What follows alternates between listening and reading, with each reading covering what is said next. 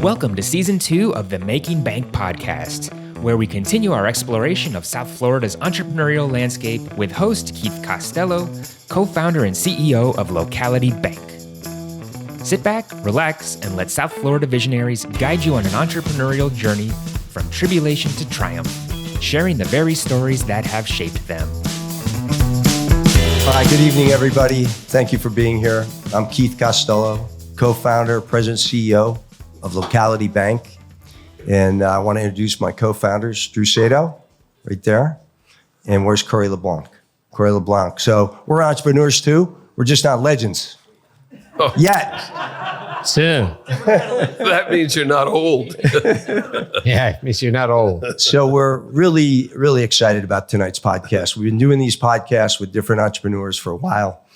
But tonight's a special night because we do have two of our area's most successful and most philanthropic who give back so much to our community. So we're really excited to have Steve Halmos and Keith Koenig here tonight. So give them a big round of applause. Thank you.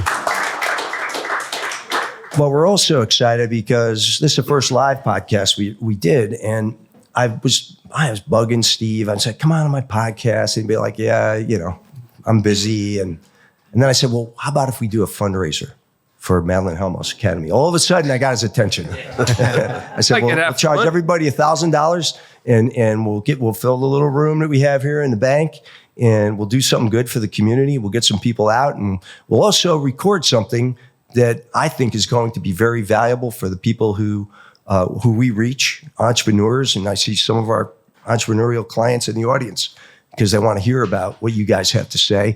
But for those who couldn't afford $1,000, we're going to record it and we'll put it on our podcast channel on Spotify and Apple. So at this time, I would like to introduce Maria Meyer from Jack and Jill to say a few words about Jack and Jill Center. Do you want to come up? Sure. Yeah.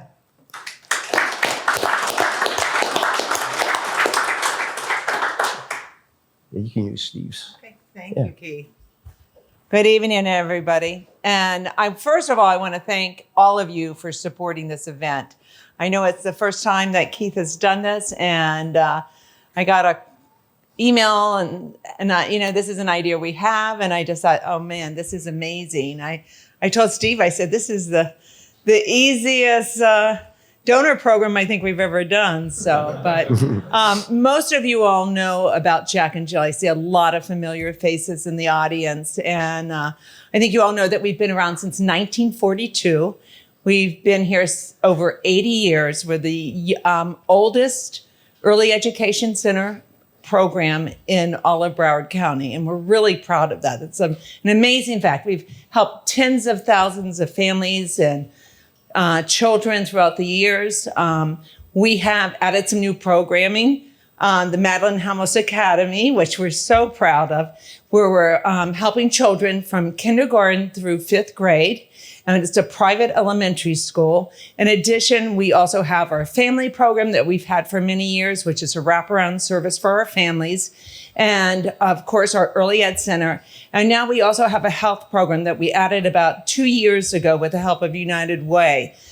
We have a nurse full time, and we are just starting a telehealth program, which will be offered to our students and their parents, and that will be starting in about a month. So we're excited about some of the things that we're doing at Jack and Jill.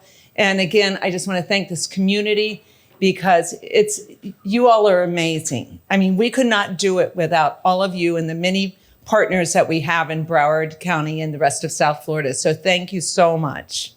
Thank you, Maria.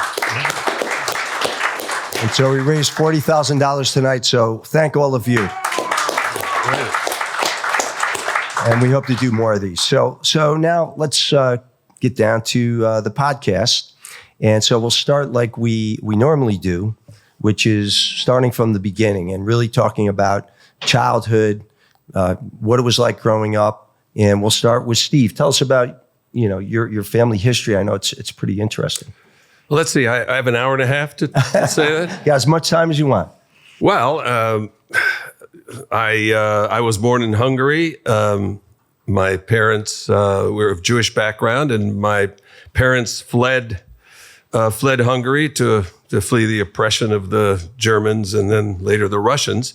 And they snuck our family out in the back of a truck. I don't have any recollection of that. So any credit for the bravery of that belongs to my parents, not to me. I was pretty much oblivious to it.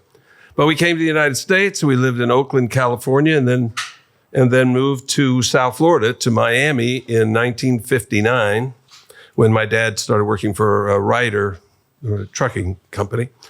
And I went to school at public schools, Key Biscayne Elementary, and then graduated from Coral Gables High. Lived a middle-class life, and I don't know. What else is there? Well, you had you did have a paper route, right? I had a paper route. Yeah. At 15, I had a paper route. I delivered papers every day. Tell him the car. Tell him the car you drove. Your dad drove you around in. Well, that's kind of a long story. We don't have too much time. But I did have a paper route, and I delivered 110 papers for the Miami Herald every morning, rain or shine. Had to have them on the doorsteps by 6:30, something like that. And what Keith's talking about, my dad had an Izetta. Do you know what an Izetta is? Made by BMW. The whole front of the car opened up. It looked like a three-wheeler, but it had two wheels in the back very close together. It had a sunroof, just a canvas roof. And on weekends when it would rain, it didn't happen often, but on a Sunday, if it rained, the Sunday papers then weighed they were like a log. They were, we had all the want ads and all the stuff in there, all the city furniture ads in there. Anyhow, I would beg my dad and wake him up, beg him to take me on my paper route. I'd put on a poncho, stand up through that sunroof. I'd get my papers all around me. As my dad drove down the street, he'd hand me up papers, and I'd chuck them over onto the doorsteps. That's what Keith's talking about. It was a great experience. Taught me a lot. That's great. And it's funny how many entrepreneurs did have paper routes. I mean, it's really incredible. So, Keith, let's talk about your upbringing. Family grew up in, I was born in New Jersey, and mom and dad moved after my dad had a real bad heart attack in 1959. They moved down here to 1961 for a quieter lifestyle. Mom worked at the local dress department in Jordan Marsh, and dad had a hard time finding work when they moved down to Florida. So money was really tight. But there was food and we had clothes. And I went to Florinata Elementary. I went to where the Regions Bank building is in downtown. Was the first skyscraper. And that was that Landmark Bank building? Yeah. Yes. Well, the year before they built it, the last year, does anybody know what was in that building? Fort Lauderdale High School. Oh, yeah. I went to 7th grade on that site in 1962 or something like that. But so we grew up a middle-class family, ended up going to the University of Florida because it was cheap and it was good. How about you? Any jobs, any first jobs? Yeah, I was a busboy, and I love the restaurant business. That's why I still love the restaurant business. I got a job at a local steakhouse, but then I went into answered a newspaper ad for a lunch busboy the summer of 1969 at a restaurant that had just opened named the Down Under. Oh yeah. If I ever did a resume, really, I would list that. It'd be like 2 jobs ago because I've been doing what I've been doing for a long time. But I was the first lunch busboy at the Down Under and ended up becoming a waiter and working there sometimes during Christmas break and stuff before my brother started the business. Wow. So there's... Get bored, Keith. Come on back. I can do it. I can do the whole tray deal. And he'll sell you the lot of them is what he'll do. Oh, that was the best restaurant I think I've ever been to. It was really, really good. That's awesome. Yeah. Now, little known fact about Keith Koenig. Thank you. So everybody learned First lunch busboy. Yeah. So now let's talk about your business career. And you started young. You started like at 21, right? So tell us about how you got started. Well, I was at school at Georgia Tech at the time, and my brother was at, I think then he was at the University of Florida. And so he was heading to New York where my parents were living at the time, and he stopped at my apartment. And at dinner. He stayed overnight on his way to New York. He's a few years older than me, so he was going up there to seek employment. And when he came by my apartment, he told me about somebody in one of his classes had told him about a service where you register people's credit cards, where you list your credit cards, and if you lose them, there's an 800 number you call, and you can notify the credit card companies of the loss of the cards. So we took out a napkin and we wrote on there, let's see, if we do a mailing, we get a 10% response. And if we, our costs are zilch, this is the huge amount of money we make. So we decided we're going in the credit card registration business. I mean, there were very few barriers to entry, using a fancy business school term. I mean, all you needed was a legal pad where somebody could list all their credit cards. You needed a phone somebody could call you, and you needed a place to store that legal pad, maybe in a dresser drawer under your underwear. I don't know. And technically, you were in business. That didn't mean you'd stay there very long, but that's how we decided to do it. And you kicked that off when you're 21 years old? Yeah. Okay. I was 21. And you were here in Fort Lauderdale then? No. I was at Georgia Tech. Oh, you're at Georgia Tech. I was I'm Georgia sorry. Tech, yeah. And so you launched that from college, basically. I mean, if you call it a launch, yeah, we did. That's a launch. That's it was a a launch. I mean, we did. Out of his garage. We didn't need much. We needed an apartment. We needed a phone. We needed a place we could put a list of credit cards. What you needed was customers. What we needed was customers. Exactly. We needed some money too. So we sold 10%, units of 10% of the company for $1,500. Now, I don't know. I don't remember very well, but I guess it seemed like a lot of money to us. I don't know. So you raised $1,500. Well, my brother sold, I think he sold the first one, $1,500. And then one of my college professors, I took him to lunch at a hot dog place. And he said, tell you what I'm going to do. I'll buy 2 of those units, but I'm not going to pay you $2,500. I'll pay you, $3,000. I'll pay you $2,500. And I said, you've got yourself a deal.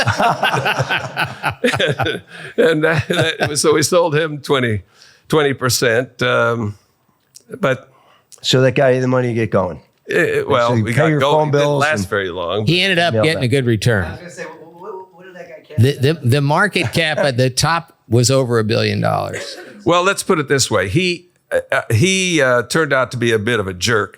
And I'd heard, I had lost contact with him, and I heard a few years later he sold his shares for $12,500. That's what he called. So he got a very nice return. But the company... He missed out on the good one. His company at its zenith, at its high water mark, 20% stake in the company was worth $240 million. So that's why he's a college professor. Lost touch, and he wasn't my favorite guy after a while. And I've hoped in the last 50 years or so that he's choked on it. Not that I carry a grudge for long, but well, one other interesting thing that I saw is that you went public. You took your company public with $52. Yes. Okay, that's a story right there. We got to hear that. Well, one. it is, I guess. We raised money from some friends and family, and we raised money wherever we could raise it. But then it was a different time. But there was an IPO market at the time. A lot of companies were going public, and a lot of companies were going public without a heck of a lot. The rules were different. It was a different time, but still, it was still unusual for a company to go public with $52 in assets. But we did. We raised $300,000 with 100,000 shares at $3. But then we had all the accounting and legal costs, so we netted about $200,000, and that was in late November 1971. Wow. Yeah. Okay. And then we had another offering, I think 4 years later, something like that. We sold some more shares at 20. We raised, I think, if I recall, $4 million at $20 a share. And that's the last of all our offerings. We never had any debt. because when we needed money, no bank would loan it to us. And, and later on, we Not grew Locality Bank. Locality Bank would have. Keith would have done it, but Keith would have cared. but nobody else was willing to back then. Oh, that's a great story. And It makes for a good story, a lot of years later. But at the time, I guess it was a good story then too. Yeah, it's an amazing story, and it's good for people to hear that who are starting businesses about raising, because you have to be able to raise money. So Keith, your story about how you got City Furniture going. Well, it really started with my brother. In 1971, he opened a little waterbed store, named it Waterbed City. It was about this big right here on the corner of Commercial Boulevard, Dixie Highway. Started with a few $1,000s. He saved while working his way through an MBA program at FAU. And he worked as a bellman in a hotel in Sea Ranch Lakes. And he saved money, and he opened a little waterbed store. And I came down and saw it the fall of 71 and said, wow, it was pretty cool. And the next summer, the longer story is he started a little waterbed store up in Provincetown, Massachusetts over the summer of 71 because his girlfriend wanted to go to Cape Cod, which is a good reason to go to Cape Cod. But long story short, I worked with him. I took the store over the summer of 1972, and I still remember our sales plan. And these are selling waterbeds out of this little small store. 15 ads a week on the AM rock and roll station. And I had to sell at least $1,200 a week so that it pay all the bills. Kevin would make $200 even though he wasn't there, and it'd pay my salary, which was like $150 for about like 150 hours. And I did. And one of the most exciting days of my life, I can still remember, was about the third Saturday. And I had to call him. We only talked once a week on Saturday. And I called a payphone in Provincetown, Massachusetts. Because he didn't have a phone. There was no cell phones. And we had a phone at the Waterbed City store. And I said, Kevin, I did over $1,000 today. We're going to do over $2,200 this week. And it was, when you get that taste of entrepreneurship and a little bit of success, you don't need to have a home run. It was just, we can do this. This can rock. And so at the end of the summer, I went back, took a truckload of waterbeds back to the University of Florida and beanbag chairs. We sold beanbag chairs back then. and I found a corner on 13th Street, down right by the university. I took this rental U-Haul and full of water beds. And I made this sign and I put them on the corner when the students are moving in, water beds and bean bags. And I sold through almost the whole truckload in a few days. Wow. How much money did you make that day?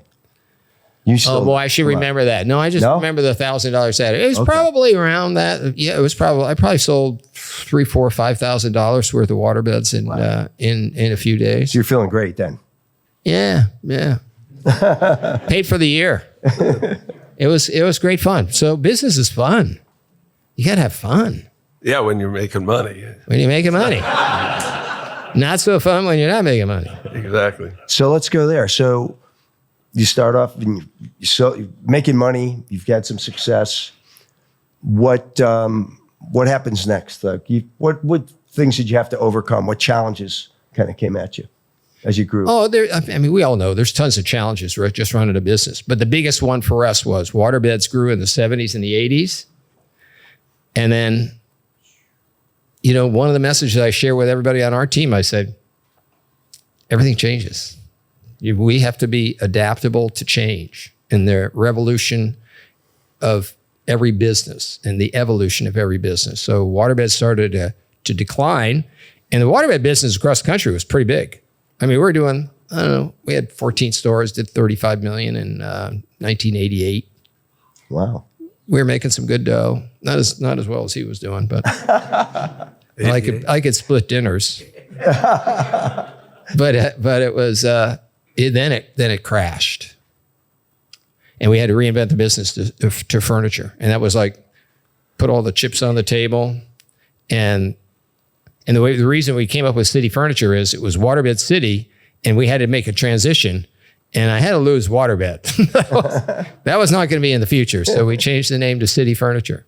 Oh, cool. And it was stressful, challenging. I always told Doreen, I said, I was a really good busboy. If this doesn't work out, I'll figure something else out. I can we remember that. I mean, I can remember that time. I mean, we've known each other for, I don't know, forever, almost 50 years, I think. And I remember those days when I can remember clearly when he told me that they're jettisoning waterbeds and going to full line furniture store, and what a transformation, what a pivot that's going to be. And I remember how stressful it was for them. We had always had audited statements. We used Deloitte. Back then it was Deloitte and Haskins, and now it's Deloitte, just Deloitte, whatever. But our partner, Frank Paredes, brought their global consultant, their global retail partner.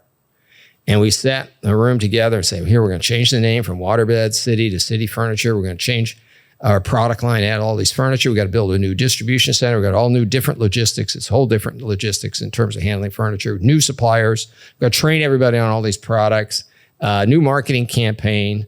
Can you tell me a retail company or any company that's gone through that kind of change and has come out the other side? And he looked at me and he goes, no. And I looked at my brother and I said, I didn't think so. So it was stressful. But it worked. It worked right away. Yeah, obviously. So, Steve, what about scaling? So you start out, you and your brother, right? Yep. And you end up with a company worth over $1 billion. How did you scale it? How did you go from U2 to give us some lessons? Well, how we did it was we had a product, this credit card protection service. And let's face it, it's a product nobody needs, right? So you had to, nobody needs it. Well, but before, I didn't say that as a joke. I meant it somewhat seriously. I used to get asked that sometimes by analysts, and they say, what's the value of this? Nobody needs this. And I said, well, I would tell them, I'd say, well, that may be true, but people don't need car washes and they don't need shoe shine stands either. Of course, shoe shine stands may be all but gone, but at the time I said those things, they weren't. People can shine their own shoes, they can wash their own cars, but they are content to let others do it for them. And so people liked the fact that we stored their credit card information, and when they lost their cards, they called us on the phone, and we told the credit card companies to cancel those cards and send them new ones. But we had to create demand. Everybody has to sit on, well, I guess most people have to sit on furniture and they have to sleep on a bed, that sort of thing. So Keith at least had a product that people needed. We had to create a need. And then we had to, after we created the need, find a way to sell it. And that was difficult. And we didn't have a hell of a lot of money. So we figured the best way to do it was to try and work with the credit card companies to get them to stick a leaflet that we would print in their monthly statements when they sent out their statements to their credit card companies. Sounds really simple. So, why wouldn't they? How'd you get them to do that? Well, it took a long time. It took a long time to get, persuasion. It just continuing persistence, continuing to ask. And there were all kinds of impediments to the sale. If you're selling this phone, for those not listening, I'm holding up a phone. So if you want to evaluate the quality of this phone, you throw it against the wall, see if it breaks, you listen to it, can you hear the guy on the other end? The service is a lot more nebulous. It's hard to evaluate quality. The customer's paying us a year in advance, even though it wasn't a heck of a lot of money. They were paying us a year in advance for services to be rendered. So the credit card companies were worried we're going to go belly up, and they had probably good reason to be worried. And in those days. And so we had to convince them of our viability, of our credibility, of our ability to do the job, and our ability to market the product in a way where people would actually buy it. And those proved to be quite, and there was a lot of competition for that space. There were a lot of other people who had the same idea. So, we got one little credit card company to do it, and we got a little track record, and the second one was a little easier. And then we sold a big oil company, and that made it a little easier. Then another oil company said, well, look what look what they're doing. Look at the money they're making, because we paid them a commission on the sales. And the second sale's easier than the first, the third easier than the second, and the 15th easier than the 14th, and so on. And we basically grew, to the size that we ultimately reached almost entirely through marketing with the credit card industry of that service and some other services. Wow. Yeah. Well, but it was 23 years of work. It didn't happen overnight. Right. But yeah, that's essentially how we grew. Incredible. How did City Furniture scale? Well, we had 14 waterbed stores, and we converted them in about a 6 or 8 month period of time. So we got our business. So we did, the first year we opened City Furniture in 94. We did about 45 million. The next year was 65. Next year was about 86, 96, 112. So we were getting good comp sales. And I think it's just the focus that we all do on just giving our customers the best possible product, the best possible service, and the best possible price. And we try to be extraordinarily leading in all of those areas. We invest in our team. And shop the world. I was in Germany this morning. Oh, wow. I woke up in Germany today in Frankfurt, Germany. We were visiting furniture stores over there, and then we also saw the Dolphin game. We have some fun. It's this stage of life. We're going to have a little fun while we're working. But we shop the world. I've been in Vietnam this year. I've been in China this year. We go to a lot of furniture stores. So we really have got the best suppliers. Believe it or not, our suppliers make for all the top brands. RH, Pottery Barn, our stuff's going down the line, and they're 5 times more expensive. So it's just focus on value and customer and service. And you talked about team, and can you tell us a little about hiring and how do you get the best people? Because that's who's dealing with your customers most of the time, right? Yeah. I think the key to that is building the best company. I think it's in the competitive space. Like Rita's here. I bet she gets the best salespeople in the car business, in her categories. And I think if you build the best company, the best people want to go work there. So I think you got to be real good about creating the right culture and making sure that all the rewards are good. But it's not about that. People have got too many options, but they all want to work with a winner. They want to work with the best company they can be at. If it's Tim's Restaurants or any place else, I think they want to work at the best spot. They don't want to work at the dingiest furniture store or the weakest, restaurant. They want to work at the best place. That's great advice. That's really good. I remember one time when I was working in another bank, you toured me around your warehouse, and I was so impressed with, you knew almost every single person's name that was working there. Yeah. I gotta, if you create the right culture and everybody hangs around, you better get to know them. But yeah, they're all my friends and family. We consider it a big family, even though we got like 3,000 people. I mean, I don't know everybody, but I know a lot of people that have been around for a long, long time. And people know that good leaders should be accessible and friendly. And I don't understand how anybody could be leading a team and walk right by somebody that's on the team and not, address them and try to get to know them a little bit and show them a little love. Sure. So you go from Safeguard, huge success. You're in Fort Lauderdale, and then you start doing some other things. So tell us about how you got involved in some other partnerships and other activities here in Fort Lauderdale. Well, I left. I left the company Safeguard when I was 44, I think, and it's too young to retire. I wanted to play around, but all my buddies were working, so I had nobody to play with. I mean, my wife, but you can't play with your wife all the time. So all my buddies were working, and I actually started working again, doing, various things. There were a lot of things I'd ignored, during my working life, personal things that I, took a look at again. And then I was anchored on my boat once in the Bahamas, and I was early in the morning drinking a cup of coffee, and I said to myself, I basically said, you've got the opportunity to do what 99.9% of the world doesn't have the opportunity to do, and that is to do whatever the hell you want. So don't screw it up, And so I took my time, and as I said, I took care of some long neglected things, and then I've always been interested in real estate. When I went to Georgia Tech, I was going to be an architect. I love architecture and old buildings, and anyway, so I got involved in real estate, and actually one of the first things I did with Terry Stiles, where the two buildings are on Las Olas, the two office buildings where Wayne Heising had his office, and where Lobster Bar is, those buildings. And that was the first deal I did with Stiles, and now we've done, I don't know how many deals together. I've been involved in everything they've done in downtown Fort Lauderdale except one project. So I just started getting involved in real estate, and that's kind of where it led me, over time.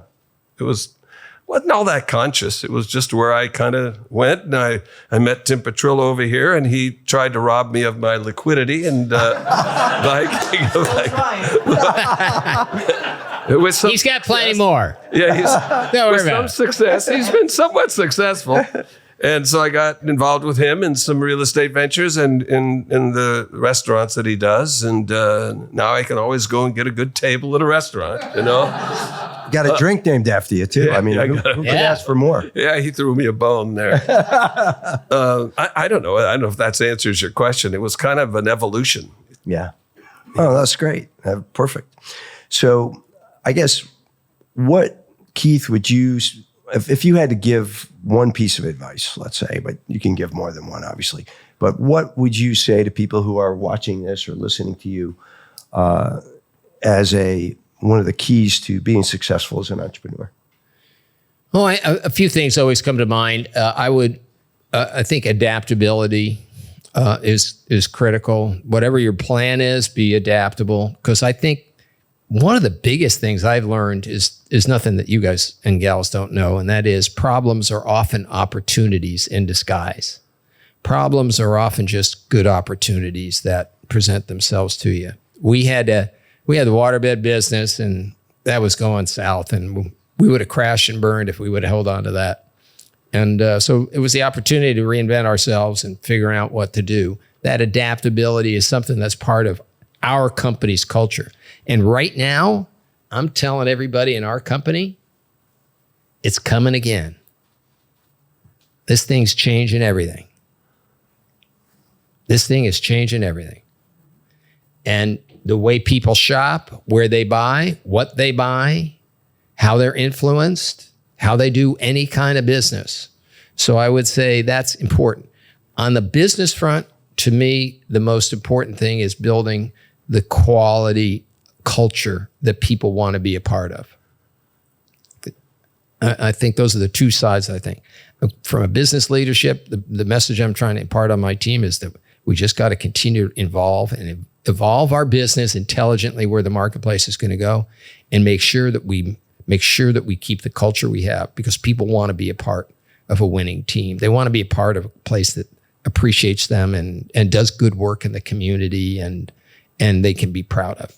Yeah, that's great. How about you? What advice would you give, Steve? Tell me, who am I giving advice to again? Entrepreneurs.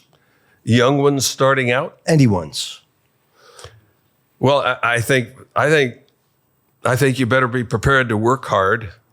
I don't think I have as global, I don't think as globally as Keith does. It's very basic to me. You can get lucky and hit the lottery, or you can do what this Mark Cuban guy did and sell for $1 trillion a business that never made a nickel. You can get lucky. You can get lucky, but you better not count on that kind of luck. You got to count on hard work. You got to count on hard work. I would also say that I think you got to concentrate on selling something. Operating is great, but I can't tell you how many times we sold until we made a sale. Then we figured out how the hell are we going to do it after the fact. But we figured it out. I would also say that don't get paralyzed. I've said these things before. I was an entrepreneur in residence at my alma mater where I got my MBA. And I used to tell this stuff to the students all the time. So I've said this before. Don't get paralyzed by fear. Fear is what keeps people from doing something. And I equate it to like when I was a kid and I went to the public pool and there was a high dive, there was like 10 feet off the water and all these kids were jumping off, having a great time and jumping in the water. And I was a wuss and I was afraid to get up on that diving board and dive in the water. But finally, I summoned up the nerve and I climbed up that ladder. I said, oh, crap. And I walked out on the end and I bounced up and down a few times. I was scared to death that it's going to hurt when I hit the water and that water's going to be really cold. And when I finally got off the nerve and jumped off the end, it didn't really hurt. And the water wasn't that cold after all. And I ended up doing it about 100 times, just like the other kids. And I think it's the same with going into business, And I would say to entrepreneurs, try to do it when you're younger, I mean, I was just a kid getting out of college. So I lived like an animal when I was in college. So I just lived like an animal a little longer. It wasn't that big a deal. I mean, it really wasn't. So, when you got nothing, you've got nothing to lose. But so it's not so difficult then. But you get a little older and you're driving the Mercedes and living in the nice house and wearing the nice clothes. A little hard to give those things up. So I think all those things are what I think young aspiring entrepreneurs need to, and also protect your integrity because it's real easy to lose it and it's damn tough to get it back once you've lost it. Yeah, that's good advice. Yeah. I'm not sure I took it, but it's easy for me to give. You did. You did. Anyway, I think those are things. There's probably some others, but. Those are great. Thank you, both of you, for those. The other thing that both of you are known for is giving back to the community and your philanthropy. So you've both been involved in a lot of community organizations. You give back. Why is that so important to you? Well, this is where my kids and my grandkids live, and I want to set an example for them and the family and the rest of the folks that if we're blessed to be able to have some success in this community, et cetera, let's help others. One time, my late wife, Doreen, and I were at some event and somebody asked a question like that. And she said, well, we share because we're blessed. And then it hit me like a brick. And I said, no, honey, I think we're blessed because we share. And so I think even at a young age, with even modest resources, I think every person has an obligation to share some of what they got. And they don't have to do it all the time. It's not like wait until you've got a lot more resources. I think it's more about a mindset that we can all help somebody. That's great. And how about you, Steve? Yeah, I agree with Keith. I think for both of us, our roots go deep here. We raised our families here. We built our businesses here. This is where we staked our claim, And I think Keith and I have both. I think the American dream, that term is probably a misused term and an abused term in some times, but maybe everybody's got a different definition of it. But from the way I define it, I think Keith and I exemplify people who've lived the American dream. We've had somebody gave us the opportunity. They cracked open a door for us. We had to shove our way through it. We had to do our part. But if we did our part, we had a chance to live the American dream and to prosper and to benefit from all that. So in my case, Keith actually I did a few charitable things now and then, but I didn't really do anything specific until Keith recruited me to join the board of the Museum of Discovery and Science. This is like 100 years ago. Probably 110. 110. But, and I was on the board for 18 years. I think Keith even longer. And And I will readily admit that until then, which was 2/3 of my life, I lived a life 100% based on self-interest. Anytime I would say that I was philanthropic prior to that time, it's just not true. I was interested in, charity begins at home, and I was interested in without a doubt. And I would also admit that at that time, I had this mindset that most people on these charitable boards, these nonprofit boards, they're mostly people who are trying to build a resume, trying to feed their ego, who knows, social climbing, whatever it was, and that they weren't really altruistic was pretty phony. And what I came to find out is, okay, there probably are a few people like that, but by and large, people are doing it because they've been fortunate and they want to help others that maybe haven't been quite so fortunate. So that's how I got involved in it. And I think Keith put it well that with he's blessed because they give. I've told Susan at Jack and Jill many times, she's heard me say it before, and it's not just for effect. I think I've gotten more out of Jack and Jill and all the charitable stuff I've done than it's gotten from me. For a lot of reasons, nothing to do with dollars and cents. For a lot of other reasons. So why wouldn't we give if we have the opportunity, maybe to allow others to live the American dream the way we have? But Steve's been really creative there, not only helping build this Madeline Halmos Academy, but also now funding a whole bunch of scholarships for the kids. The kids that are at the Jack and Jill, he's promised them if they keep their nose clean and they graduate high school, there's going to be a college scholarship for them waiting when they're done. And if education isn't the game changer for, where would we have been? I would still be a busboy. I'd probably be working at Tim's restaurant. Well, if we didn't have the opportunity to have a good education and get a college education, an advanced degree, I have no doubt I'd be really good busboy. Yeah. Well, we really haven't talked about that. I think that you read now and then about people going into business. They're saying that because Bill Gates quit Harvard and so did Zuckerberg, that I don't need a college education. Look at them.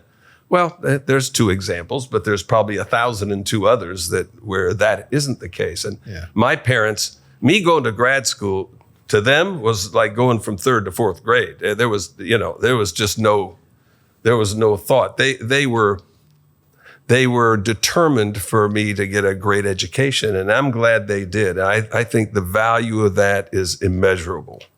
Not so much because of all we learned, specifically, but I learned how to use numbers because I was in engineering school. I hated every minute of it, but I learned how to use numbers and in grad school, I learned a little accounting and I learned a few other things. And I just learned how to think in a business-like kind of way and made some relationships that lasted me a lifetime. So I think education's really important. And that's why, as Keith said, we're trying to help some other kids who may not have the opportunity to go to college if they do their part and keep their nose clean during the years leading up to college. Well, that's amazing. So now, let me just ask both of you, is there anything else that you would like to offer to the audience before we go to the lightning round? Because the lightning round is just going to be a quick... Well, I got one quick thing. Sure. Go right ahead. And that is, I think I'd be remiss if I didn't thank everybody who's given, this elementary school has my wife's name on it. Some of you may know she's not well, and that's kind of why her name's on the school. We would normally not be that out there with this sort of thing, but she isn't well, and she really has been more involved in Jack and Jill than I have over all these years. And fortunately, she was able to experience the beginnings of the school. So this is deeply personal for me, and I want to thank everybody for giving of your time and a little of your dough to help support it. So thanks.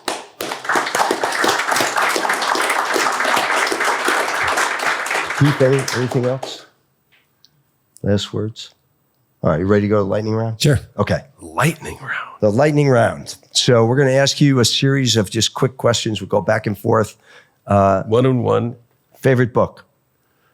I really don't have a favorite book. I read a lot, but I read so many magazines, business stuff. I love to read the New York Times on Sundays out on my patio. I read it cover to cover. Well, I don't read the opinion section, but I read the rest of it, and I love that. But when I read books, it's typically for entertainment, and so I read novels, spy novels, and things like that. I did enjoy though. One book I really did enjoy not long ago was that book Bad Blood about Theranos. I thought that was a terrific book. Okay. Yeah, I started reading the Bible a long, long time ago, and I read a little bit every night. And that's my favorite book. Wow. It's the best stories. If you haven't, it's the best stories. It's the best education book there is. Wow. Yeah. And but after that, I would say my favorite other book would be Dale Carnegie, How to Win Friends, Influence People. Got that one out there. I think my daughter grabbed it. I think that's maybe as valuable a book as there's ever been written. That's great. You might want to consider getting the Bible too. Look who's talking. I'm glad you left me out of that. Favorite song Favorite song? from back in the day?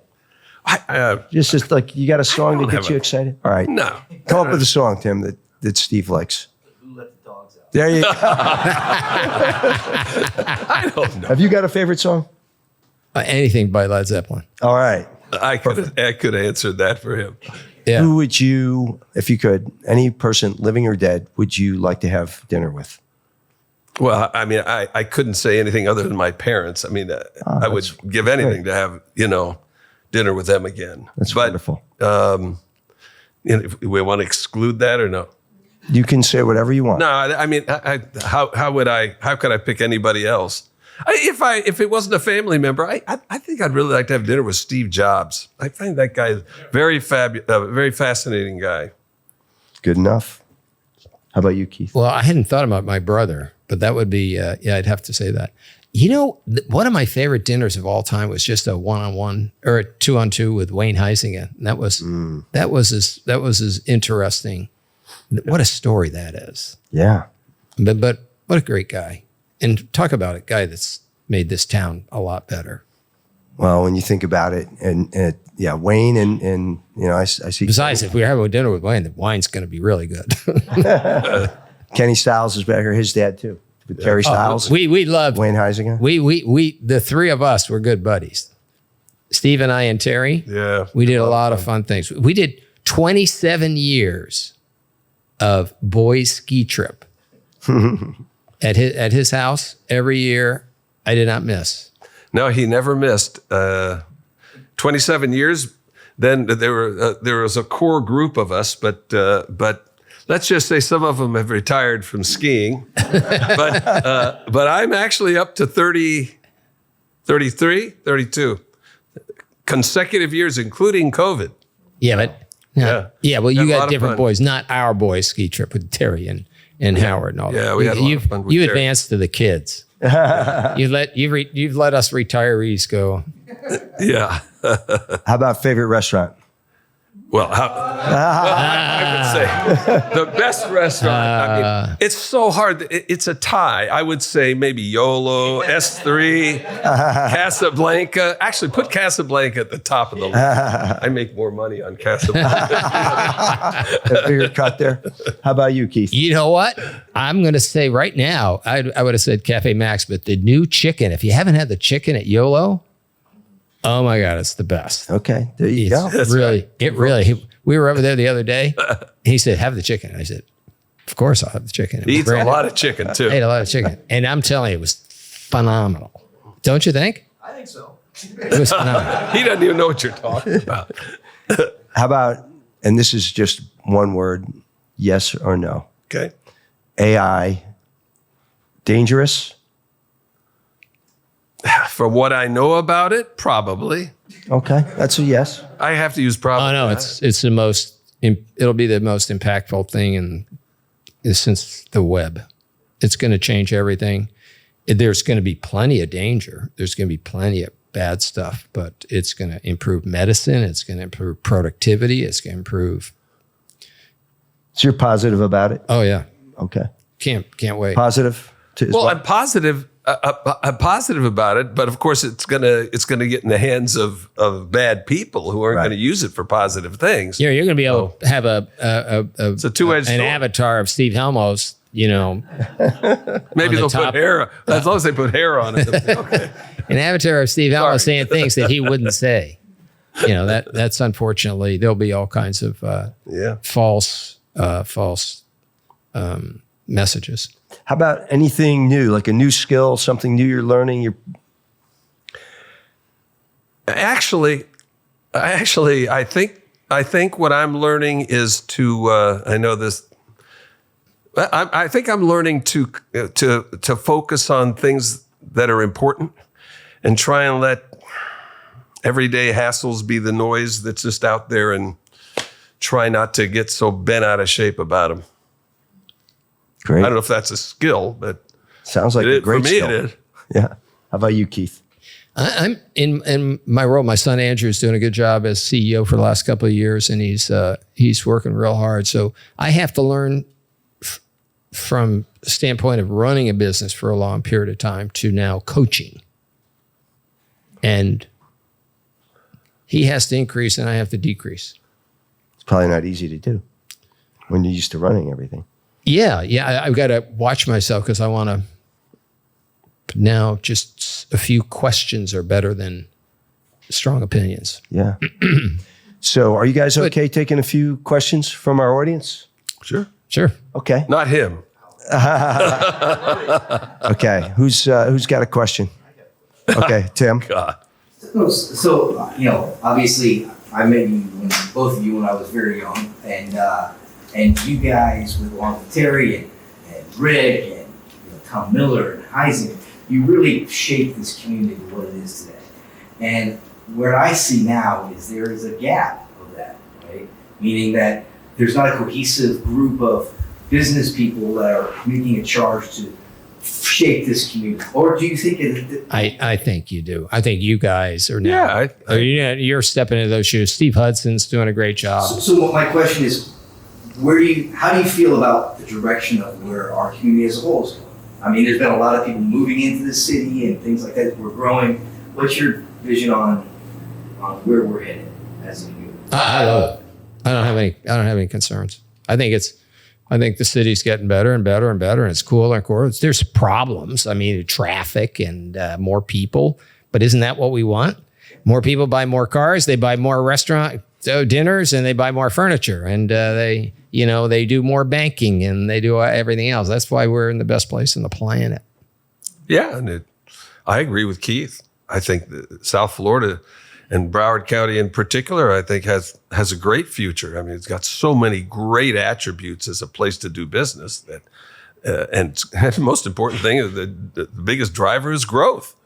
As Keith said. I don't know. We're in the best. I don't view this void. I don't see this void that you're talking about. I view it as maybe it's not as cohesive as, because I remember when Museum of Discovery Science was just starting, when the Community Foundation was just starting. There was a lot of effort that the pioneers yourself had to put into it to get it rolling, and we want to make sure it's rolling in the right direction. Because that's what we're getting from your guys, where you sit. Yeah, where I said, I think. Yeah, I think you guys and gals are as sharp, if not way sharper than we are. But I have no concerns about our community. I think our communities can be very good. And I think the governmental leadership is pretty good too. I think the people care and they want to do the right thing, and they're not, they're doing it for all the right reasons. Another question? Sometimes. Yes, Robert. So, first of all, if our young leaders start paying more attention to Miami than do Fort Lauderdale, that creates a problem and some gaps. So let's be concerned about that. Number two, I do have a question. So I'm interested. You guys have done a great job with your lives, your community, helping all of us. What about conveying that to your children and your grandchildren? Any messages of like how you pass that along? Because that's, I think, a big challenge when someone is as successful as you guys are, both in business and community, passing those values on. Go ahead, Keith. I think the most important thing is just try to be a good example. I mean, I think the kids learn from what you do along with what you say. And my kids, I think it's a million dinners and talking about stuff that matters and being appropriate, being respectful of others. I don't really have a whole lot of answers past that. Prioritizing all the important things in life and making sure that they're a priority in my life, and then they see it. Yeah. Like I run every day. Now my kids, my son was getting a little out of shape about, I don't know, probably 4 or 5 years ago. And he looked and he says, he's now a rock. Because he said, holy cow, Dad, I was thinking you might be able to run faster than I can. And he said, so it was a good example. I think that's fabulous. And then he stepped it up to a much higher level and he's really in fabulous shape. He's got a trainer and now he's a good example for his kids. And he's a good example for the other guys that work in our business, guys and gals that work in our business. That's just a small example, but I think example is the best. Yeah, I agree with that. I mean, our kids kind of grew up together. We used to go, our families went skiing together. We did a lot of things together. So, his kids called me Uncle Steve. My kids call him Uncle Keith. At least that's what they called me to my face. I don't know what they called me behind my back, but I think that Keith's statement about leading by example is the important thing. And it was always very important to me that my kids don't grow up feeling entitled, and that it's not lost on them. We live in a nice house, we drive a nice car, we have a nice boat. Once in a while, we fly in a private plane. They go to a private school. They know we're not poor. But frankly, I let them know from early on, that's my money. That's not your money. And you better be prepared to make it on your own because I intend for my last check to bounce. Now they knew I was kind of kidding around when I said that, but they never quite, I don't think they really knew the degree to which I was kidding around. Because, I want that, it was always very important to Madeline and me to, that they retain their work ethic and that I was just talking to and the other lesson, I guess, is I was just talking to my son about this for a reason I won't go into, just within the last couple of days. And I reminded him, I had a Ferrari when I turned 40, I figured it would ease the pain of that 40, my turning 40. I didn't like turning 40. And it did for about 2 days, but I drove him to school once in a while in a Ferrari, and he was embarrassed by being dropped off at Pinecrest in a Ferrari. And I told him then, and I told him just a few days ago, I said, listen, I'm not making any apologies for having some wealth. I have nothing to apologize for. On the other hand, I don't think we're any better than anybody else because we have a little bit more money. Money doesn't make you better. Just lets you live your life and enjoy a few things that you wouldn't otherwise have. So it's been very important to me and to Madeline to make sure that our kids didn't grow up entitled, that they kept that work ethic, and that the degree of wealth that we have will help them and hopefully future generations. It'll make life easier, not easy for them. And I think if you do that, you're doing your kids a favor, because they'll grow up more content and more, feel better about feel better in their own skin. Yeah, self-reliance. Yeah. So I want to thank we Steve. done? That was easy. I got one more question. Okay, go ahead. One last one. Yeah, Steve, so you mentioned that credit card companies were worried that you guys would belly up. You mentioned yourself that it's not a product that people necessarily need. What did you do when you woke up in the morning to have courage in yourself that you would eventually prevail? Well, first of all, I hope to prevail. I didn't have a lot of confidence that we would. I mean, I really didn't mean that that's the truth. I mean, I lived in fear until I sold my stock, a goodly chunk of it, and actually saw some money in my bank account. I lived in fear that it would all come, that it might all come crashing down. And a few times it, kind of almost did. But I never lost that fear. And maybe that was a good thing. It was a motivator, a motivator to, be careful and to, keep plowing ahead. And I think it was just persistence that got it back. Going back to your question, I think it was just persistence that finally got credit card companies to, we got one who had the guts to do it. And then, as I said, that made the second one a little easier and the third, and it wasn't so much, it wasn't some bravery or anything on my part. I had to push myself, I don't know if that answers your question. It's as much as I can answer it. I can tell you he was perseverant. I mean, perseverance is omnipotent. Yeah, we were both perseverant. That's probably the only difference between between us and others. We work hard and early to late, and we persevered and got lucky. But there's that saying: the harder I work, the luckier I get. And there is some truth to that. Absolutely, there is just no substitute for hard work. Period. As I say, I get asked once in a while by students, some rules to live by, and I would say, well, let's see, here are the top 10. 1, there's no substitute for hard work. 2, there's no substitute for hard work. 3, there's no substitute for hard work. Then 4, I came into something else. That's just how I feel, Others may disagree, but I think that's, if you work hard enough and want it bad enough and don't take no for an answer and keep your antenna up for opportunities and are available to pivot when you need to, good things will happen.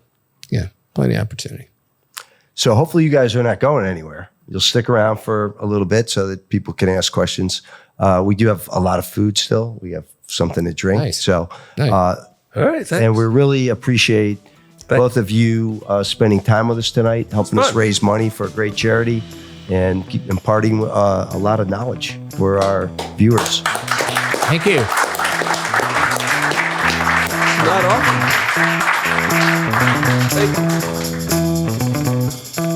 Thanks for tuning in to Locality's Making Bank podcast. Be sure to subscribe on your favorite podcast platform to catch the latest episodes, and visit localitybank.com today to learn more about all the benefits of banking local.